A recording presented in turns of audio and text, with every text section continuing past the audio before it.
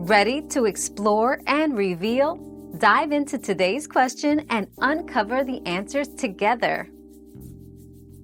Teaching segmentation involves breaking down complex information or tasks into manageable, understandable parts. Start by introducing the concept of segmentation, illustrating its importance in various contexts like reading, math, or data analysis. Use visual aids and real-life examples to make abstract concepts tangible. Practice through interactive activities like sorting objects or segmenting words to enhance comprehension.